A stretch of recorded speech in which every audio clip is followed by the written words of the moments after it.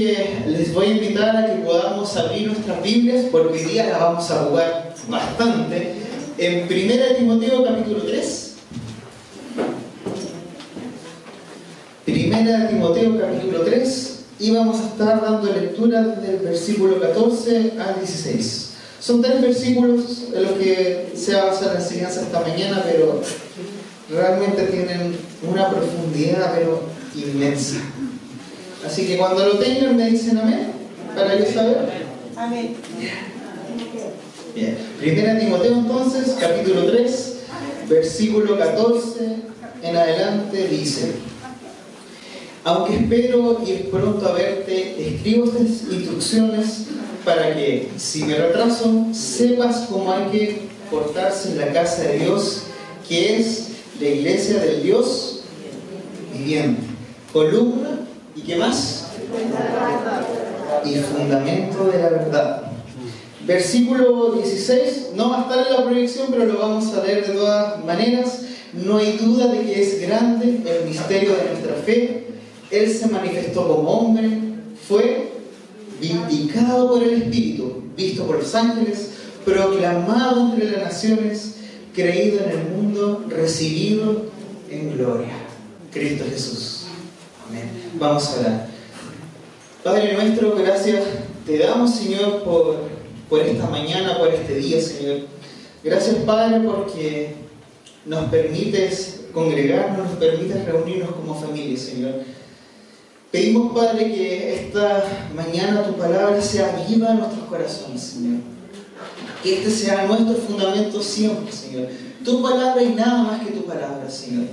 Que en ella podamos encontrar el regocijo, el hálito de vida, Señor, y todo lo que tú nos das por medio de ella, Padre.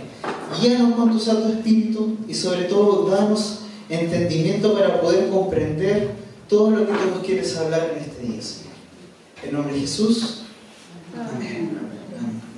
Entonces, la iglesia como la familia de Dios. Pero antes de empezar a abordar este tema, a ver, ¿quiénes estuvieron el domingo pasado aquí? Así que me levanten la mano breve. Bastantes. Para los que no estuvieron el domingo pasado, a ver, ¿de qué hablamos? ¿De qué nos habló Roberto?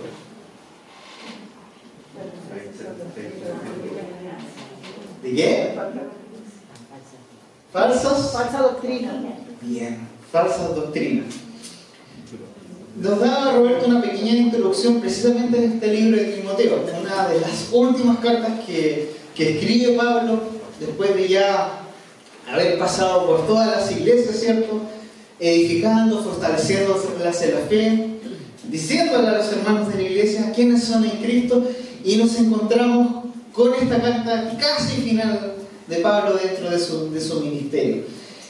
Y por eso es que esta carta parte de esta manera: aunque espero ir pronto a verte, escribo esta instrucción para que, si me retraso, sepas cómo hay que comportarse en la casa de Dios. Ahora, ¿cómo nosotros debemos comportarnos en la casa de Dios? ¿Y a qué se refiere este término que utiliza Pablo de comportarse en la casa de Dios? Porque nosotros podríamos pensar, ya, ¿cómo me comporto en la iglesia, cierto? Pero hay un sentido un poco más profundo en estas palabras. Y vamos a estudiar este sentido. Primero hay un sentido familiar que nosotros vamos a encontrar en 1 de Pedro, capítulo 2, versículo 5. También ustedes son como piedras vivas, con las cuales se está edificando una casa espiritual. De este modo llegan a ser un sacerdocio santo para ofrecer sacrificios espirituales que Dios acepta por medio de...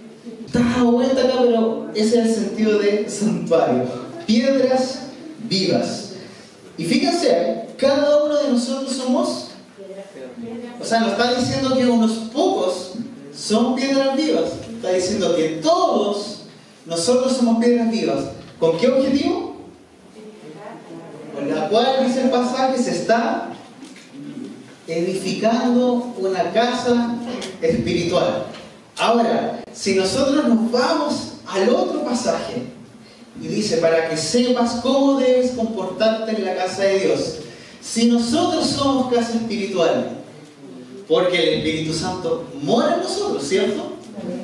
Y si somos piedras vivas, somos santuario. Hay un sentido de santuario en estas palabras.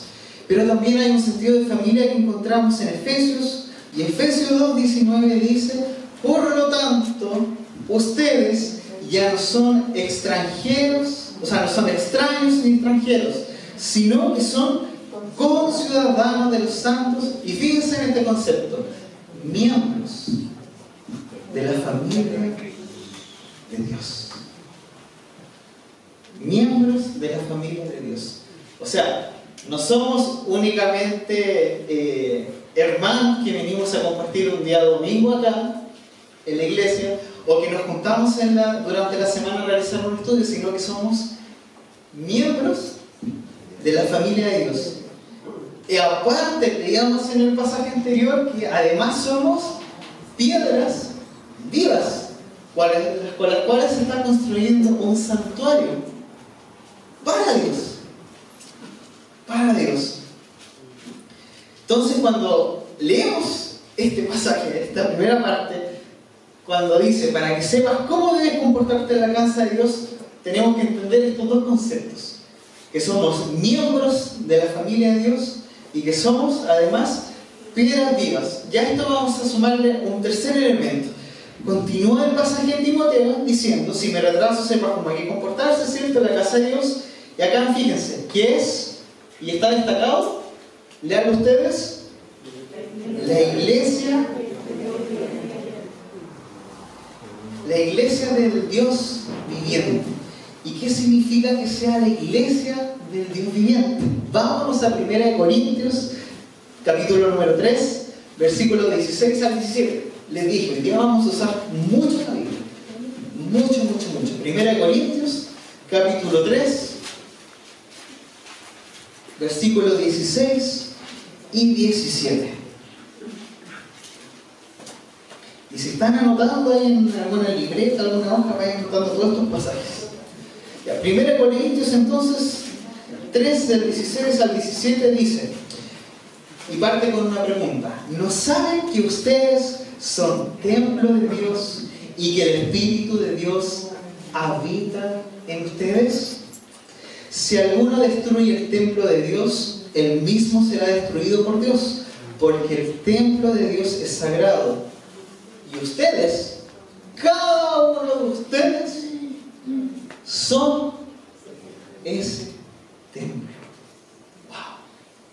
O sea, no únicamente somos miembros de una familia, no únicamente somos parte de la familia de Dios, no únicamente somos piedras vivas, sino que además somos nosotros templo.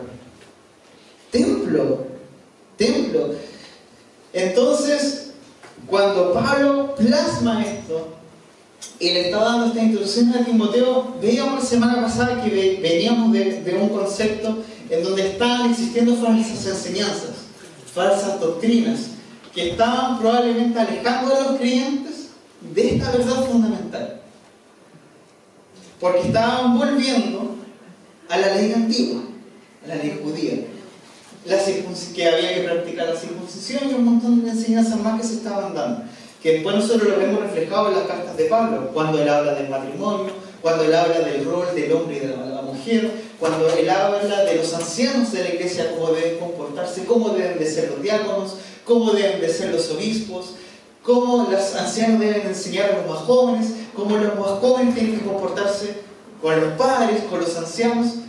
Y toda esta enseñanza estaba siendo desvirtuada.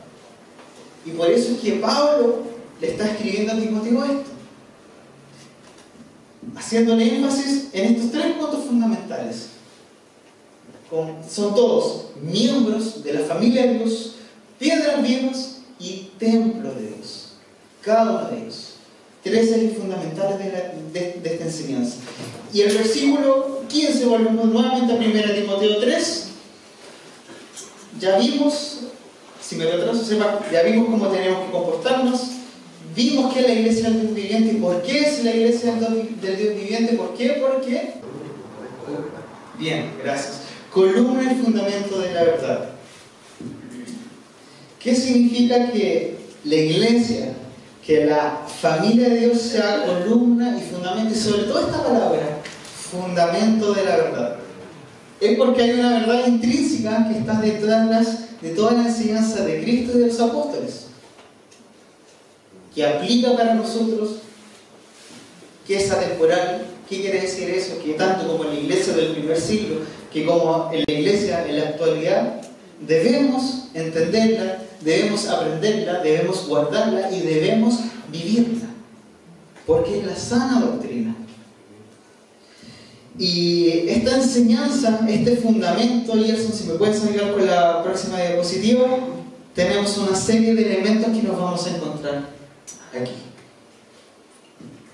Primero, si estamos hablando que es un fundamento dado por Dios, revelado por Dios, Espíritu Santo, entregado por Cristo y posteriormente por los apóstoles al resto de la iglesia, ¿deberá oírse?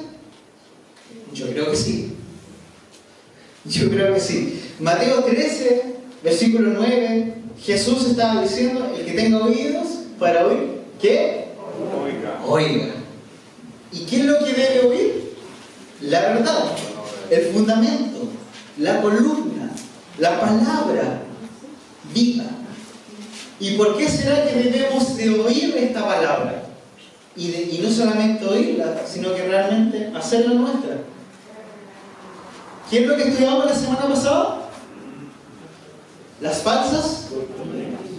Si nosotros oímos, entendemos y atesoramos la palabra de Dios, ¿para qué nos va a ayudar? Para que no caigamos en las falsas doctrinas, para que podamos darnos cuenta cuando alguien nos está dando falsas enseñanzas. Porque una falsa enseñanza no va a contrastar con la revelación dada por Dios a los hombres, que es su palabra. Entonces debe oírse claramente, debe saber usarse también. Segunda de Timoteo capítulo 2, versículo 15 dice: esfuérzate por presentarte a Dios aprobado como obrero que no tiene de qué avergonzarse. Y esto es lo más importante, que interpreta rectamente la palabra de verdad. O sea, que realmente interpreta correctamente su palabra. Su palabra. Y no solamente debe saber usarse, sino que también debe saber atesorarse. Salmos 119, versículo 11 dice: en mi corazón atesoro tus dichos para no pecar contra ti. ¿Y cuáles son esos dichos que atesoramos? ¿Cuáles son esos dichos que atesoramos? Palabras, ¿cierto? Pero no palabra cualquiera. Es la palabra de Dios. Y la palabra de Dios es útil para redarguir, ¿cierto? ¿Para qué es más útil la palabra de Dios? Para corregir, para instruir, para enseñar, ¿cierto? Y ese es el fundamento. Su palabra, su enseñanza. Su enseñanza. Debe saber también sostenerse. Filipenses 2, versículo 26 dice: manteniendo en alto la palabra de vida, así en el día de Cristo me sentiré satisfecho de no haber corrido ni trabajado en vano. O sea, yo entendiendo su palabra, entendiendo su enseñanza, también voy a poder entender algo que Dios ha puesto en uno, que es un propósito de vida. Porque cada uno de nosotros fuimos diseñados con un propósito en particular. Cuando nosotros leemos en la palabra que Dios tuvo cuidado de nosotros desde el vientre de nuestras madres, o sea, no es cualquier cosa.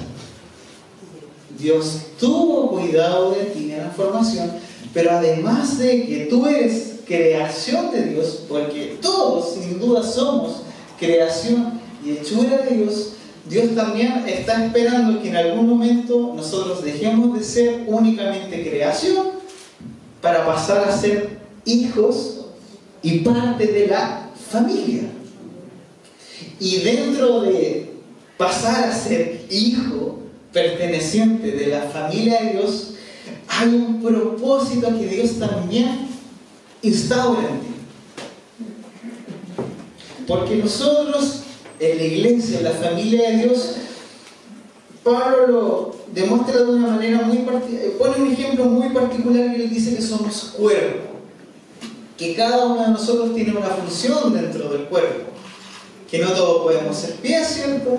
Que no todos podemos ser ojos, pero que sin duda alguna cada uno cumple una función determinada dentro del cuerpo de Cristo, dentro de la familia de Dios, que somos todos nosotros.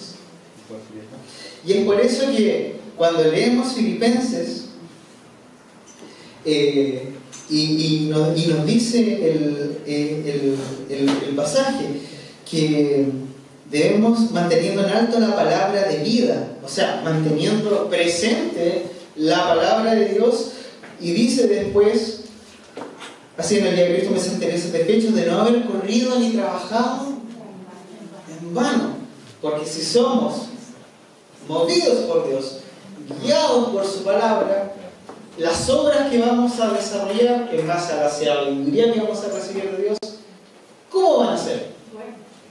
Buenas, ¿cierto? Y si vamos a estar buscando la voluntad de Dios, esas obras que nosotros vamos a poder desarrollar y realizar, ¿van a ser la voluntad de Dios? Amén. Si nuestro corazón está dispuesto realmente a hacer la voluntad del Padre, entonces debe sin duda la palabra meditarse, sin duda. Josué 1:8 dice: recita siempre el libro de la ley y medita en él de día y de noche. Cumple con cuidado todo lo que en él está escrito, así prosperarás y tendrás éxito. Y este prosperar y tener éxito no está hablando de algo material, sino que está hablando de algo espiritual. Está hablando de algo espiritual. Porque, a ver, seamos francos, las cosas terrenales van a pasar, ¿cierto? Todo pasará. Pero hay una cosa que no va a pasar con el tiempo. Y es su palabra. O sea, todo pasará, pero su palabra no pasará. Jamás pasará.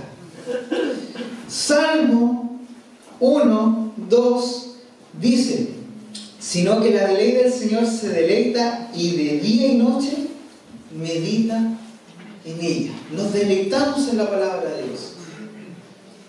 Y acá David, cuando escribe esto, nos insta, meditemos. ¿Y qué significa meditar? ¿Es una lectura rápida? Es decir, ya hoy día me toca leer Romanos 3, del 4 al 6. Ya, listo, cumplí. No.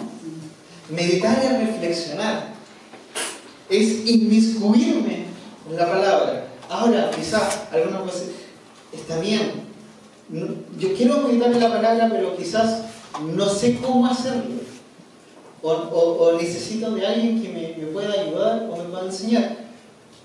Y acá es cuando volvemos a entender este concepto de la iglesia como familia de Dios. ¿Qué figura voy a usar acá? Para los que han sido padres o están en proceso de crianza. Cuando un hijo no entiende o no sabe algo, ¿qué hacen ustedes como padres? Les enseñan, les explican, dedican tiempo para con su hijo, ¿cierto? Para poder enseñarle, para poder instruirlo, para poder corregirlo si es necesario que sea corregido. Ahora, dentro de la familia de Dios, que somos nosotros, la iglesia, pasa exactamente lo mismo. Aquellos que son más maduros en la fe, que acá las cartas paulinas se les conoce como ancianos, que no tiene que ver precisamente con la edad, sino que tiene que ver con la madurez espiritual, están para instruirnos, para enseñarnos a aquellos que quizás seamos más débiles o que no tengamos conocimiento pleno de la palabra, que no podamos estudiarla por sí sola. ¿Eso qué significa? ¿Que podemos vivir un cristianismo individualista? No, ¿cierto? O sea, sin duda nos necesitamos unos a otros. Así como un hijo necesita de su papá, de su mamá, o de la persona mayor que está a su cuidado, asimismo nosotros también necesitamos de otros para poder seguir avanzando y creciendo y madurando y entendiendo y comprendiendo todas estas verdades. Entonces debe meditarse la palabra, sin duda debe meditarse. Y Apocalipsis 10:9, y acá quizás voy a dar un poco como duro, por así decirlo, dice: me acerqué al ángel y le pedí que me diera el rollo. Él me dijo: tómalo y cómetelo. Y dice: te amargará las entrañas, pero en la boca te sabrá dulce como la miel. Un poco rara la figura, pero ¿a qué va? ¿Cómo es la corrección cuando nosotros hemos recibido corrección? Duele, molesta, muchas veces. Es como... porque uno se da cuenta que falló en algo, ¿cierto? O sea, que metió la pata, digámoslo con ese término. Pero eso, ¿qué produce la corrección en uno? Pero después de todo ese proceso, genera una enseñanza en uno, ¿cierto? Provoca un crecimiento en uno. Por medio de la corrección nosotros también adquirimos sabiduría. Y esa sabiduría es dulce. Por eso acá se representa de esta manera, pero la boca te sabrá dulce como la miel. Probablemente te va a amargar las entrañas, porque te va a doler, te va a afectar. Pero es parte del proceso para que tú avances y crezcas. Y para que adquieras sabiduría. Este fundamento también debe defenderse. Filipenses 1, versículo 16, dice: es cierto que algunos predican a Cristo por envidia y rivalidad, pero otros lo hacen con buenas intenciones. Estos últimos lo hacen por amor, pues saben que han sido puestos para la defensa del Evangelio.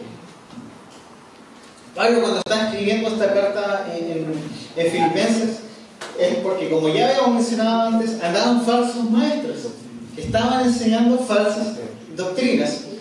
Y cuando Pablo escribe esto, precisamente él en este momento está preso y había gente que estaba predicando de Cristo, pero la intención con la cual estaba predicando de Cristo era como para molestar a Pablo. ¿Sí? Pues si yo también puedo hacerlo, pero en realidad lo están haciendo por rivalidad. Claro, después más adelante en el pasaje Pablo dice: pero no importa, total, mientras el Evangelio se está dando a conocer y está dando a conocer de Cristo, bien. Pero si hay gente que va a hablar de la palabra, pero únicamente por el hecho de rivalidad, de generar en uno como molestia. Pero ¿cuál debe ser la actitud de uno en ese sentido? ¿Cuál debe ser?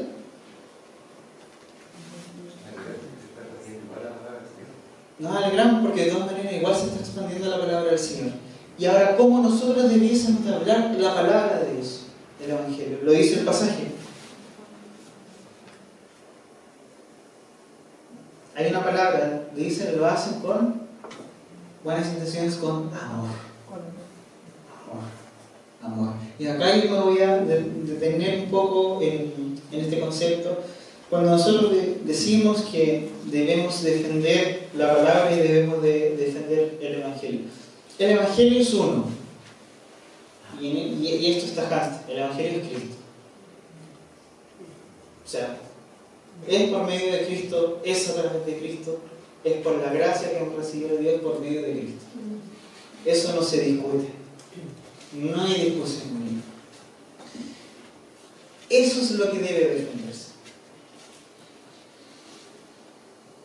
Lo que nosotros, o por lo menos los que han estado estudiando el proceso de Edwin que llevamos a cabo, de los primeros principios, el querigma. Eso es aquello que debe defenderse, el Evangelio. O sea, que Cristo fue anunciado por los profetas, que Cristo vino a esta tierra como hombre, Dios se hizo hombre, vivió entre nosotros, haciendo buenas obras, yendo donde los necesitados, sanando a los enfermos, entregando amor, entregando compasión, tomando ese tiempo para ver a las personas, conectar con las personas, porque Él se tomaba el tiempo para hacerlo, pero no quedaba solamente ahí, sino que ¿qué más hacía? O sea, los liberaba, cortaba las ataduras que tenían. Cuando nosotros vemos las historias de Jesús, casi siempre terminan con un vete y no peques más, o deja de hacer aquello que está haciendo mal, porque venía redención, ¿cierto? Cristo estuvo haciendo buenas obras. ¿Qué pasó además con Cristo? Dice sus palabras: Él carga nuestras iniquidades, ¿cierto? Él paga el precio que nosotros no teníamos que pagar en la cruz. Él carga con nuestros pecados, es molido por nuestras transgresiones. Literalmente, cargó toda la ira, la furia por causa de ese pecado, del pecado que todos hemos arrastrado, y murió. Pero no nos quedamos ahí solamente, sino que también Él resucitó. Él venció la muerte. O sea, Dios venció la muerte. El Hijo de Dios venció la muerte y nos dio vida eterna y vida en abundancia a cada uno de nosotros. O sea, eso debe defenderse, sin duda. ¿En qué momento debe defenderse? Cuando veamos que alguien no está entregando el Evangelio en su plenitud. Cuando vemos que alguien no está reconociendo a Cristo como el Hijo de Dios, cuando no está reconociendo que Dios mismo se hizo hombre, vino a esta tierra, hizo el bien, murió y resucitó. Son elementos importantes que deben defenderse.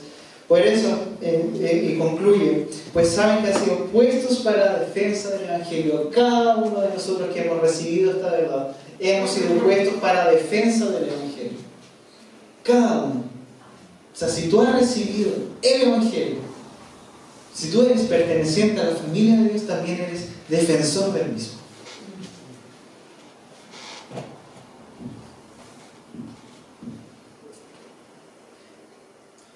En nuestras familias, cuando vemos que, por ejemplo, algún conocido o alguien está hablando mal de un familiar de nosotros, hijo, mamá, papá, tío, generalmente nosotros vamos a defender, ¿cierto? Traslademos esta misma figura ahora acá, si somos parte de la familia de Dios. Cuando veamos que alguien está hablando mal del Evangelio, entonces, ¿vamos a defenderlo? Sin duda. Pero ¿cómo lo vamos a defender? Con amor. Con amor. Con amor. Debemos defenderlo con amor.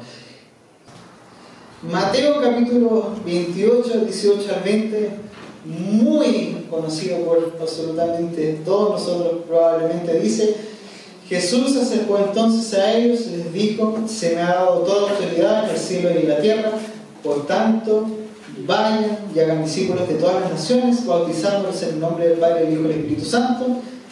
Versículo 20, enseñándoles a obedecer todo lo que les he mandado a ustedes, y les aseguro que estaré con ustedes siempre hasta el fin del mundo. ¿Debe divulgarse? Sí, debe divulgarse. ¿Qué es lo primero que debe divulgarse? El querigma, el Evangelio, la persona de Cristo. Y esto lo dijo Jesucristo mismo. Lo dice a sus discípulos apóstoles posteriormente, quienes nos enseñan a nosotros exactamente a hacer lo mismo. O sea, primero el querigma, primero el Evangelio. Luego de que hayan abrazado el Evangelio, bautícenlos. Y después, enséñenlos. Esto es enseñanza, lo que estamos haciendo ahora. Ya estamos en el siguiente paso. Y por eso lo estamos haciendo ahora, en este tiempo, porque si no estaríamos hablando del Evangelio y del querigma. Pero este es el tiempo de hablar de la enseñanza. Por eso es que nos estamos centrando en hablar, y vamos a estar abordando, por lo menos de aquí a fin de año, las cartas de 1 y 2 Timoteo y de Tito. Porque estamos aprendiendo el fundamento, la didaché, A los que han hecho Bethel ya conocen el concepto de iglesia, la enseñanza de los apóstoles. Entonces sí, debe divulgarse, pero también debe demostrar su poder en vidas santas y comprometidas, el testimonio. Porque somos sal y luz en esta tierra. Somos una lumbrera en lo alto. ¿Pero para qué? ¿Y por qué? Vámonos a Colosenses 3, versículo 12 al 17.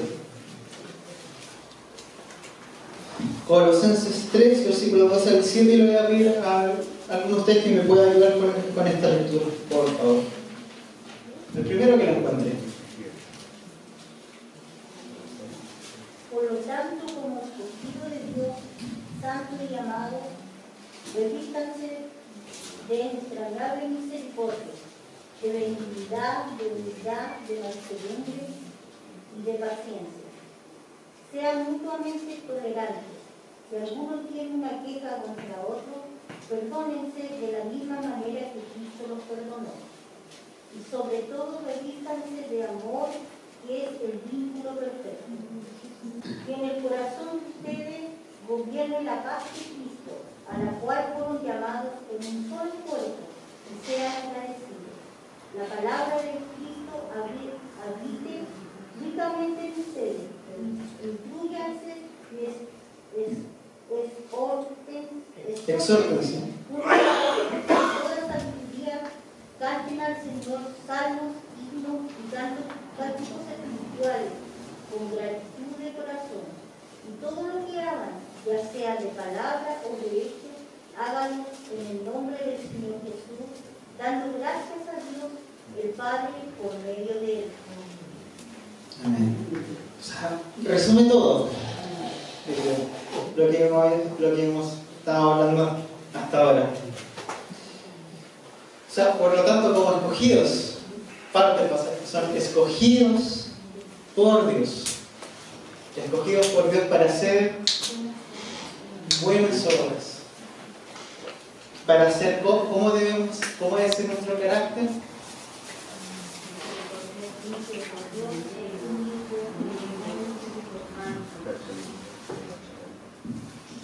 Y seguimos. Todo esto ya Pablo lo había enseñado cuando le estaba diciendo esto a Tito. O sea, a Timoteo, perdón.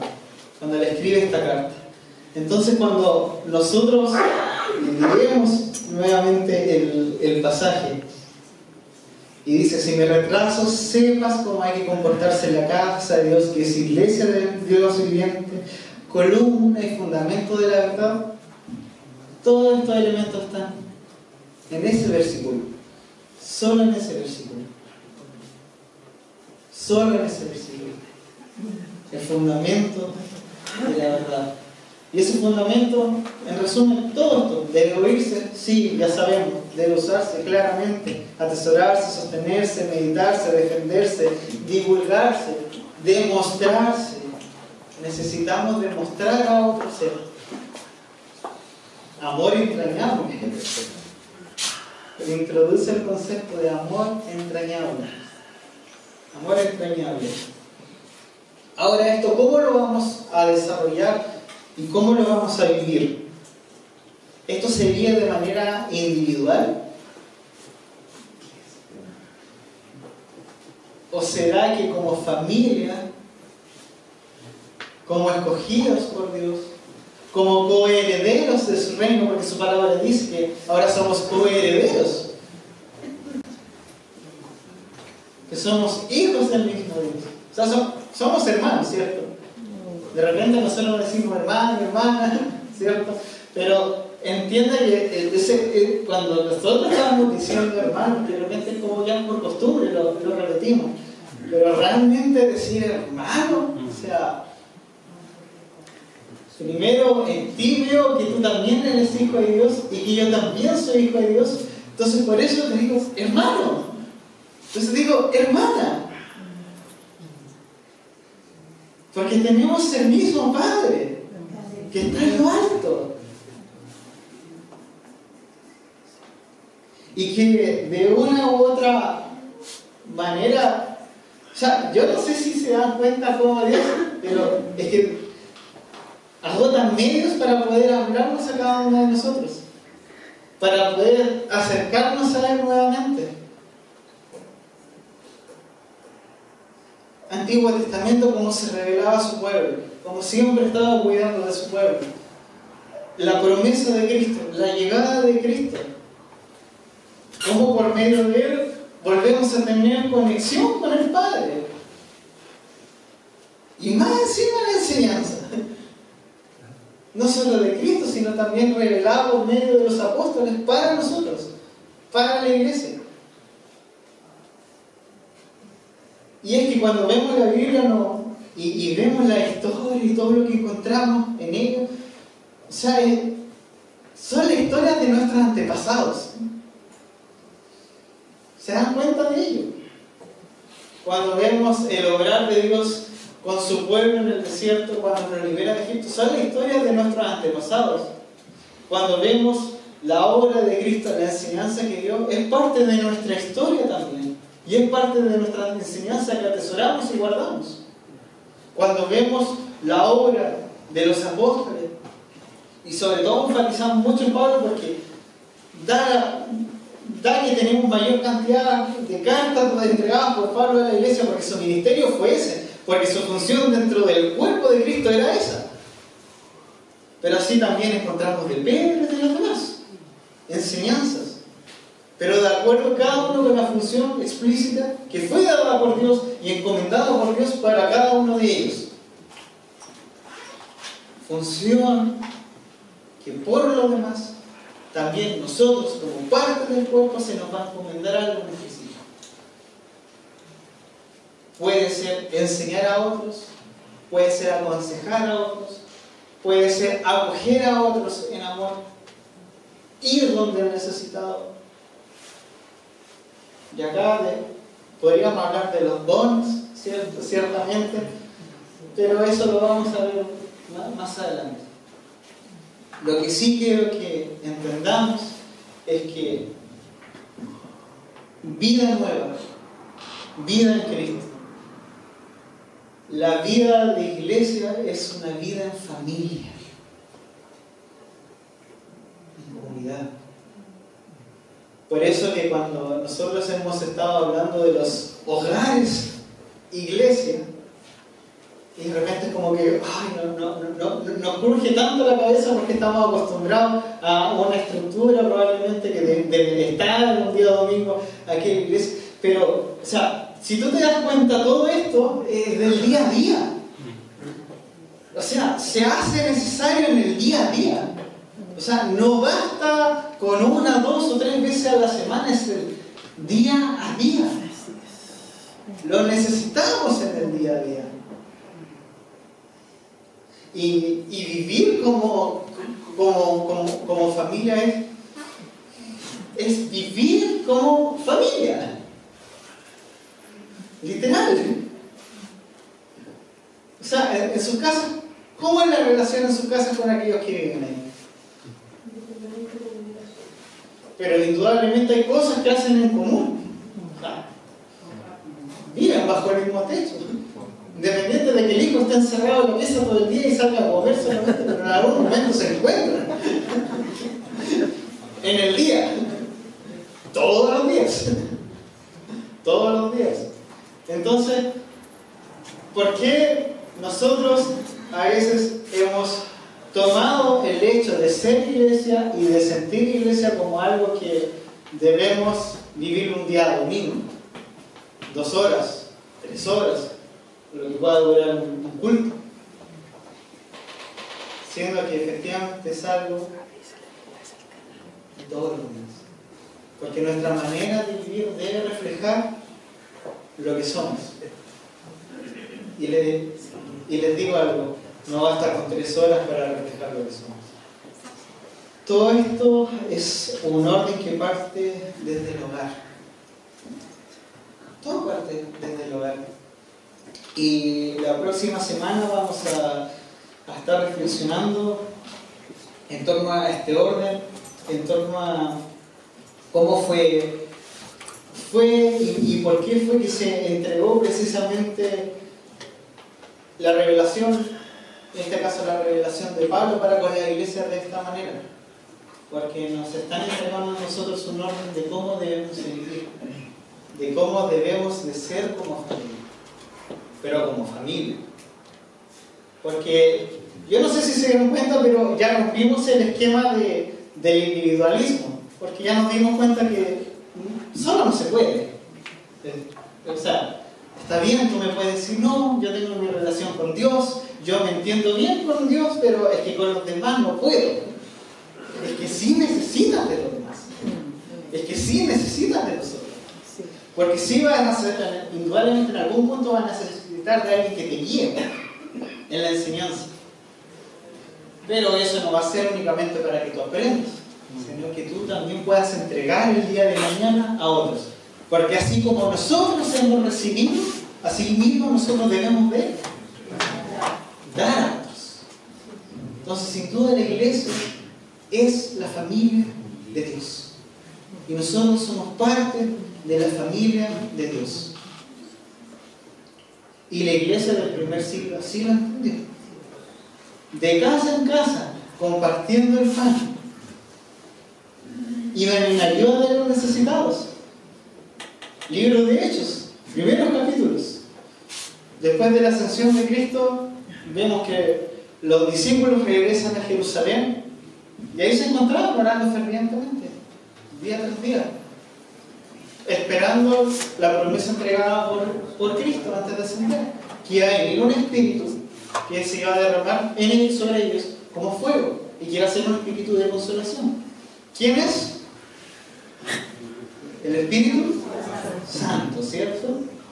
¿Qué decía primero de Pedro? Leíamos que eran piedras vivas. ¿Qué leímos después? Que nosotros somos templo del Espíritu Santo. Ya hemos recibido el Espíritu Santo para ser buenas obras. Y es lo que debemos vivir. Pero nos cuesta muchas veces romper estos paradigmas de cómo siempre hemos estado viviendo antes de empezar a vivir de una manera nueva. Su palabra dice, o sea, no vivan conforme a los principios de este mundo. No vivan conforme a los principios de este mundo. Porque sí, los principios de este mundo me llevan a actuar por la corriente, me llevan a actuar muchas veces por la tradición. O sea, de decir, es que en realidad siempre se ha hecho así. ¿Por qué no vamos a hacer de manera diferente justo ahora? Pero que no es que lo vayamos a hacer de manera diferente ahora, el hecho de cómo vamos a hacer iglesia, es que está acá. Está en su palabra. Es su palabra la que nos está diciendo, o sea, así se hace. No es que ni siquiera, yo quiero que vean ni siquiera la visión de un pastor o de un hombre, o sea, Dios mío. Y mi pregunta, para ya ir concluyendo con esta reflexión, es: ¿vamos a asumir esta verdad en nuestras vidas? ¿Quieren hacer parte de esta verdad de cómo va a ser nuestra manera de vivir, de cómo vamos a ser iglesia? Porque sin duda esto requiere sacrificio de parte de nosotros, requiere tiempo, requiere dedicación. La enseñanza y el estudio requiere que nosotros nos adentremos en su palabra plenamente, pero eso nos va a guiar a toda verdad, y toda verdad dada por Dios para cumplir su propósito y solamente.